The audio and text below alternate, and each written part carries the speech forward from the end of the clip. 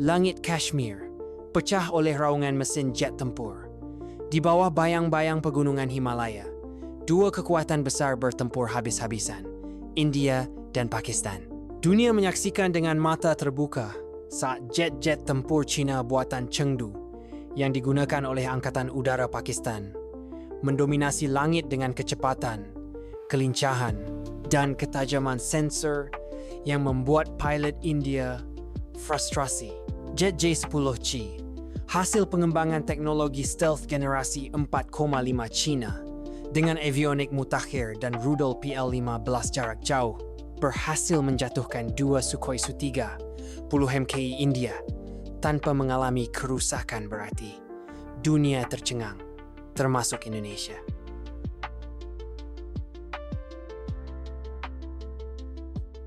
Di Jakarta, di ruang rapat utama Kementerian Pertahanan, rekaman itu diputar berulang kali. Menteri Pertahanan, Jenderal Purn Pramana Wirawan, menatap layar monitor tanpa berkedip.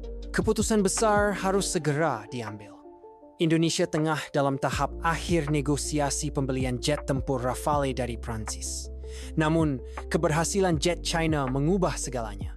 Selama hampir 3 tahun, Indonesia telah merencanakan untuk memperkuat armada udara TNI AU dengan jet tempur Rafale. Jet buatan Dassault Aviation itu dikenal elegan dan mematikan, kombinasi daya tembak, stealth, dan maneuver yang memikat banyak negara. Namun ada satu masalah, biaya dan keterikatan politis. Rafale tidak hanya mahal, tetapi juga datang dengan paket perawatan dan lisensi yang mengikat. Setiap perbaikan harus dilakukan di Eropa. Tidak hanya itu, tekanan politik dari Uni Eropa soal HAM dan Papua kerap mengganggu hubungan bilateral. Indonesia lelah dengan senjata yang datang bersama ceramah. Sementara itu, China datang dengan tawaran berbeda. 24 unit jet J-10C, lengkap dengan dukungan teknologi, pelatihan, bahkan opsi perakitan di Indonesia. Dan yang paling menarik, semua itu seharga setengah dari biaya pembelian Rafale. Rafale indah di udara, tapi J-10C baru saja mengukir sejarah. Ujar Laksamana Muda Arsyad, perwakilan TNI AL yang juga mengamati pertempuran di Kashmir. Jika kita ingin kekuatan, bukan gengsi, jawabannya jelas. Menteri Pramana diam-diam mengirim tim khusus ke Chengdu, markas utama Chengdu Aircraft Industry Group. Tim terdiri dari pilot tempur, insinyur avionik, dan analis strategis. Mereka disambut oleh General Liu Zhen, kepala pengembangan ekspor militer Cina. Di hanggar raksasa yang bersinar di bawah sinar matahari musim dingin, mereka diperkenalkan dengan J-10JE, versi ekspor dari jet yang mendominasi langit Kashmir. Dalam simulasi pertempuran, jet ini mampu mengunci target di luar jangkauan visual dan melakukan manuver ekstrem di ketinggian rendah. Sistem radar AESA-nya juga terbukti unggul dalam peperangan elektronik. Pilot Indonesia yang menjajal langsung J-10CE keluar dari kokpit dengan mata berbinar. Saya belum pernah terbang sehalus ini, kata Letkol Yuda, pilot senior TNI AU. Rasanya seperti mengendalikan elang yang tahu medan lebih baik dari kita. Namun tidak semua sepakat. Di Senayan, keputusan untuk mengalihkan pembelian dari Prancis ke China menimbulkan gejolak. Beberapa anggota parlemen menuduh pemerintah terlalu dekat dengan Beijing dan mengorbankan netralitas geopolitik Indonesia. Apakah kita ingin menjadi satelit Tiongkok? Tanya seorang anggota fraksi oposisi. Hari ini jet, besok pelabuhan, lusa kedaulatan. Namun Jenderal Pramana tidak gentar. Ia membawa data yang tak terbantahkan. J-10CE mengalahkan Rafale dalam hampir semua simulasi di medan Asia Tenggara. Dengan radius tempur yang lebih sesuai untuk bentang luas Nusantara, serta biaya operasional lebih rendah, pilihan menjadi logis. Kita tidak sedang memilih simbol. Kita memilih penjaga langit. Jawabnya, dingin. 6 bulan kemudian, dalam sebuah upacara megah di Lanut Iswahyudi, 12 unit pertama J-10CE mendarat satu persatu, menyambut matahari pagi dengan formasi presisi. Di sisi landasan, ribuan pasang mata menatap kagum. Merah putih berkibar, sementara suara mesin jet menggelegar seperti nyanyian kekuatan baru. Dinamai Garuda Timur, skuadron baru ini dilengkapi dengan pilot terlatih di Chengdu dan teknologi peperangan elektronik generasi terbaru. Sistem radar mereka mampu mendeteksi kapal selam di permukaan air dan mengunci rudal jelajah dalam hitungan detik. Lebih dari itu, China juga sepakat membangun pusat pemeliharaan dan pelatihan di Surabaya yang menjadikan Indonesia sebagai pusat kekuatan udara regional. Ketika latihan bersama ASEAN dimulai di Laut Natuna, dunia menyaksikan bagaimana Indonesia dengan jet tempur barunya memimpin simulasi pertempuran melawan skenario invasi udara. J-10CE terbang cepat, mengunci sasaran, dan meliuk tajam seperti naga. Dari Washington hingga Paris, sinyalnya jelas.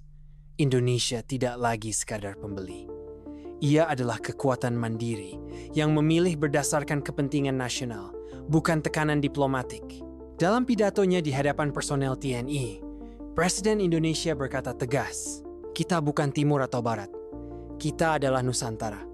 Tapi jika yang terbaik hari ini datang dari timur, maka ke sana kita mengarahkan pandangan kita. Untuk langit yang aman, untuk negeri yang merdeka."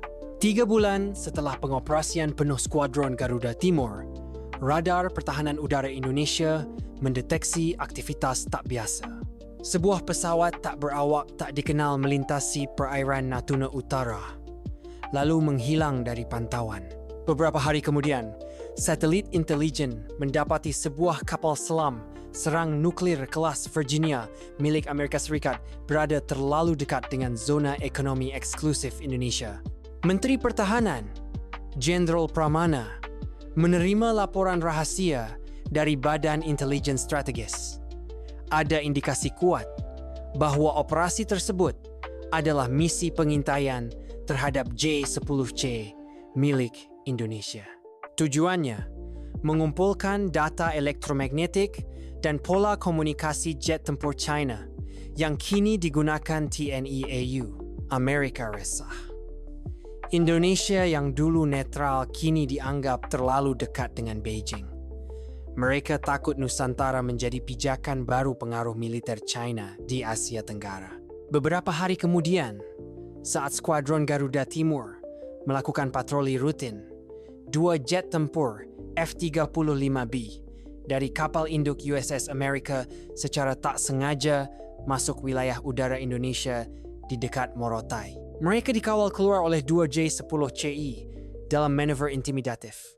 Pertempuran nyaris pecah. Washington memanggil Duta Besar Indonesia untuk memberikan nota protes keras. Tapi Jakarta tak gentar. Dalam konferensi pers yang jarang terjadi, Jenderal Pramana berbicara di depan dunia, "Kita tidak akan tunduk pada siapapun yang melintasi langit kita tanpa izin. Kami tidak memusuhi siapapun, tapi kami tidak akan dibodohi lagi."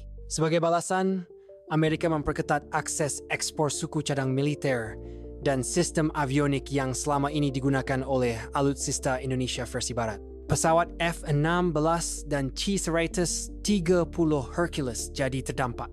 Beberapa unit tak bisa beroperasi. Namun China cepat bergerak, menawarkan dukungan logistik, termasuk konversi avionik ke sistem kompatibel buatan mereka. Dan yang mengejutkan, Rusia juga ikut mendekat, menawarkan suku cadang untuk armada Sukhoi Indonesia, yang sebelumnya dibatasi karena embargo Barat.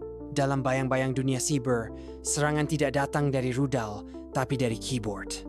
Sistem radar di Lanut Supadio tiba-tiba lumpuh, menyisakan layar hitam dan sinyal kacau. Aplikasi pertahanan satelit lumpuh selama 3 jam. Pusat Siber TNI mengonfirmasi, ini adalah serangan siber dengan pola khas NSA Badan Intelijen Amerika. Tujuannya diduga untuk menyabot sistem radar J-10C dan menguji kerentanannya. Namun sistem redundansi dari China aktif. Dalam waktu 2 jam, sistem kembali pulih. Lebih dari itu, para teknisi TNI kini tahu kelemahan mereka dan mereka menutupnya. Untuk pertama kalinya, Indonesia sadar bahwa perang bukan lagi sekadar peluru, tapi juga data. Ketegangan memuncak ketika radar satelit Indonesia mendeteksi konvoi militer Amerika dan Filipina melakukan latihan gabungan di Laut Filipina Barat, sangat dekat dengan jalur laut Indonesia. Di antara kapal-kapal itu muncul sesuatu yang tak biasa. Kapal pengintai elektronik USS Impeccable, kapal yang dikenal memata-matai komunikasi satelit dan radar militer. Presiden Indonesia mengeluarkan dekret. Operasi Langit Mandiri, Skuadron Garuda Timur diaktifkan dalam status siaga penuh. 2 J-10CE dikirim untuk menyampaikan pesan lewat terbang rendah dan penguncian radar tanpa peluncuran rudal. Kapal pengintai itu segera mundur. Filipina menyatakan keberatan. Amerika menuduh Indonesia agresif, tapi Indonesia mendapat dukungan diam-diam dari Vietnam dan Malaysia yang juga gerah dengan kehadiran militer AS di kawasan.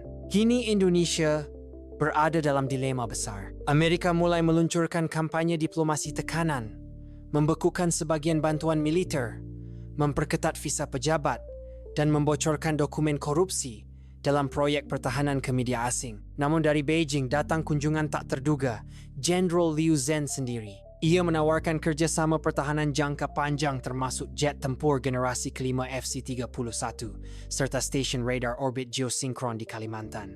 Tawaran besar, tapi juga penuh jebakan. Indonesia harus benar-benar berhati-hati agar tidak berpindah dari satu ketergantungan ke ketergantungan lain. Di ruang kerja pribadinya, Presiden memandangi peta Indonesia yang luas.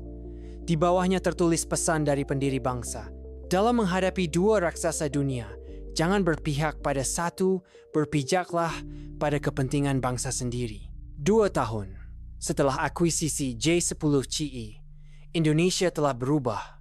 Teknologi pertahanan berkembang pesat. Pilot TNI AU kini menjadi pelatih bagi beberapa negara ASEAN. Jet tempur Indonesia jadi simbol kekuatan, bukan sekadar etalase pembelian. Namun, harga dari kekuatan ini bukan kecil. Tekanan asing, perang data, sabotase diplomatik, dan kemungkinan infiltrasi. Tapi seperti yang dikatakan Jenderal Pramana dalam pidato terakhirnya sebelum pensiun, kita boleh membeli dari mana saja. Tapi keberanian menjaga langit ini hanya bisa lahir dari dalam hati anak negeri. Langit Nusantara tidak lagi diperebutkan, ia telah dipilih, dijaga, dan ditentukan oleh rakyatnya sendiri.